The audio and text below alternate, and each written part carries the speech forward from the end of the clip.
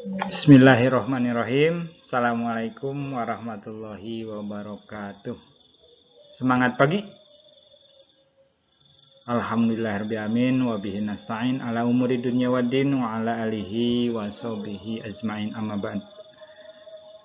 Anak-anakku yang saya cintai dan saya banggakan, pertama-tama mari kita bersyukur kehadap Allah Subhanahu wa taala dengan mengucap alhamdulillahirrahmanirrahim. Karena sampai saat ini kita masih bisa bernapas, saat ini kita bisa bertemu dengan orang tua, saat ini kita semuanya masih dalam keadaan iman dan Islam. Dan mudah-mudahan kita semuanya tetap istiqomah di jalan Allah dan kita masuk surga bersama-sama. Amin. Salawat dan salam semoga tercurah limpahkan kepada junjungan kita Habibana wa Nabiyana Muhammad SAW, karena beliau kita semuanya terbebas dari sesuatu hal yang merugikan kita, dan kita termasuk orang yang beruntung. Semoga kita semuanya dianggap sebagai umatnya dan kita mendapatkan syafaat dari Rasulullah SAW.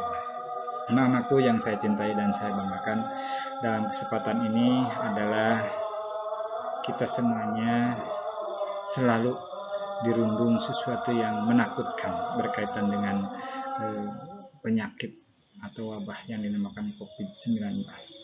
Namun kita berdoa mudah-mudahan kita terhindar dari segala sesuatu dengan izin Allah tentunya. Ya baiklah anak-anakku, ya, untuk materi hari ini kita akan belajar tentang meyakini qada dan qadar yang akan melahirkan semangat bagi kita. Ya, materinya itu cuman setelah materi yang pertama adalah iman kepada qada qadar, dalil-dalil, kemudian takdir dan pengertian takdir. Untuk sekarang kita akan belajar tentang sunatullah, ikhtiar, tawakal, hikmah berkinan kepada qada dan qadar. Anak-anakku yang saya cintai dan saya banggakan, apa sih sunatullah itu? Sunatullah itu adalah hukum Allah atau ketentuan Allah dalam kehidupan. Sunatullah sering ditampakkan dalam kehidupan ini. Misalnya jika orang berusaha dengan gigih, niscaya ia sukses. Begitu pula sebaliknya, ketika seorang itu mempelajari ilmu pengetahuan, sebenarnya kita akan mempelajari sunatullah itu sendiri. Dalam sunatullah kita harus melakukan hal yang hanya diam saja tidak boleh seperti itu, tapi kita harus melakukan sesuatu agar kita mendapatkan sesuatu yang terbaik dengan izin Allah. Maka itu kita akan pelajari. Yang pertama adalah ikhtiar. Apa itu ikhtiar? Ikhtiar adalah usaha manusia untuk mendapatkan sesuatu yang dikehendakinya. Ketika kita berikhtiar, maka kita harus melakukannya dengan sungguh-sungguh jika ingin upaya itu berhasil. Setelah berusaha, maka kita harus ingat kepada Allah Subhanahu wa taala. Ketika hasilnya tidak sesuai dengan keinginan, maka kita harus berserah diri kepada Allah Subhanahu wa taala. Jangan jadi ngedumel. Jangan jadi menjadikan sesuatu itu menyakitkan atau jadi putus asa. Kenapa? Karena ingat tadi bahwa itu semuanya adalah qada dan qadar Allah Subhanahu wa taala. Tapi ikhtiar ini adalah mudah-mudahan ketika kita mendapatkan atau tidak mendapatkan, kita mendapatkan atau tidak mendapatkan yang kita inginkan, tapi dengan ikhtiar yang baik, maka jadi berkah buat kita semuanya. Baik, selanjutnya adalah ada yang dinamakan dengan tawakal. Tawakal adalah menyerahkan dan menyandarkan diri kepada Allah Subhanahu wa taala setelah berusaha serta berpegang teguh kepada Allah Subhanahu wa taala. Hanya kepada Allah tempat menyerahkan diri, tempat perlindungan dan meminta pertolongan. Orang yang beriman harus memiliki sikap tawakal seperti dikatakan dalam Al-Qur'an surat Al-Maidah ayat 23. A'udzubillahi minasyaitonir rajim. Qala rajulani minal ladina yakhafuna an'amallahu 'alaihima udkhulu 'alaihimul bab fa idza dakhaltumu fa innakum ghalibun wa 'alallahu fatawakkalu in kuntum mu'minin. Yang artinya, berkatalah dua orang di antara orang-orang yang takut, yaitu orang yang takut kepada Allah. Ya Allah telah memberi nikmat atas keduanya. Serbulah mereka dengan melalui pintu gerbang. Maka bila kamu masukinya, niscaya kamu akan menang. Kepada Allah hendaknya kamu bertawakal jika kamu benar-benar orang yang beriman.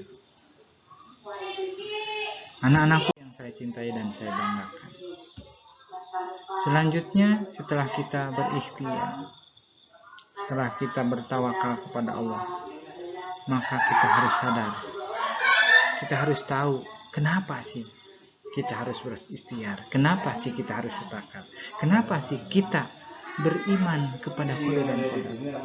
Maka sini akan saya jelaskan fungsi dari beriman kepada qada dan qadar adalah yang pertama, menempatkan hati kita ketika beribadah kepada Allah Subhanahu wa taala. Yang kedua, membebaskan diri dari perbuatan syirik. Yang ketiga, sebagai pengontrol diri untuk takut atau cinta kepada Allah Subhanahu wa taala.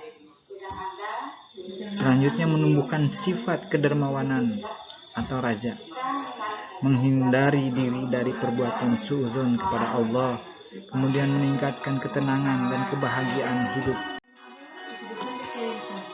Anak-anakku yang saya cintai dan saya banggakan, bagaimana kita ketika mengaku sebagai seorang yang iman kepada qada? Maka ada hal yang harus kita lakukan, yaitu selalu bersikap optimis dalam menjalankan hidup. Kemudian selalu bersikap husnuzon kepada Allah dan sesama manusia.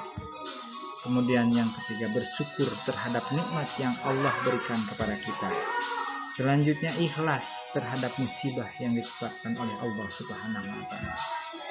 Kemudian meyakini bahwa Allah Maha mengetahui hal-hal yang terbaik bagi makhluknya. Anak-anakku yang saya cintai dan saya banggakan, adapun hikmah yang terakhir, ya, iman kepada qada dan qadar adalah sebagai berikut. Maka kita akan memperoleh hidayah dan kekuatan iman, kemudian menguatkan harapan dan prasangka baik terhadap Allah Subhanahu wa taala. Kemudian bertawakal atas semua ketentuan Allah Subhanahu wa taala, menghilangkan rasa putus asa.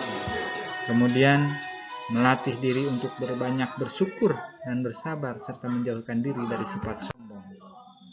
Anak-anakku yang saya cintai dan saya banggakan, setelah mengikuti apa yang sudah saya sampaikan, maka silahkan sekarang diskusikan oleh Anda bagaimana kaitannya antara iman atau beriman kepada qada Allah dengan sikap optimis, berikhtiar dan bertawakal.